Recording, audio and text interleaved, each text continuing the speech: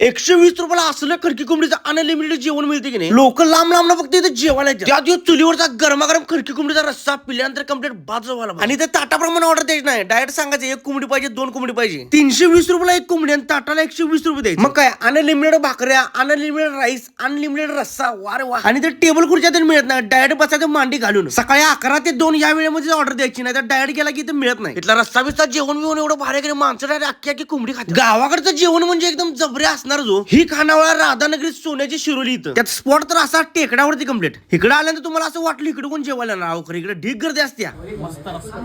आम्ही दोघांच्या ते कोंबडी घेतलेली आणि क्वांटिटी तर बघा एकदम ढीक येते. आणि खडकी कोंबडीचा रस्सा म्हणजे ही चव नाही कुठे मिळू शकत. त्यावर रस्सा लिंबू चाळ कधी पिळायचं का नाही, गरमागरम भाकरी संग असं रश्श्यामध्ये बुडून द्यायचा दणका का नाही. अरे वा मजाच मजा. त्यात विनोद मंडळाला बकासूर काय पॉईंट दाखवलाय, जहापणा तोफा कबूलो. त्यात गरमागरम फडफडीत भात डायरेक्ट घम्याला घालतात, म्हणजे ते कंप्लीट पंक्ती बसतात. इथं कोण साहेब नाही की काय नाही, यायचं आणि का मांडी घालून बसायचं. असं जेवण मिळाल्यावरती कोण पण कुठं पण येते. राधानगरी काय विषय. आता इथं नियम आणि अटी पण दिल्यात, फोन नंबर पण दिलाय. नियोजन करा, एकदम जबरदस्त स्पॉट आहे.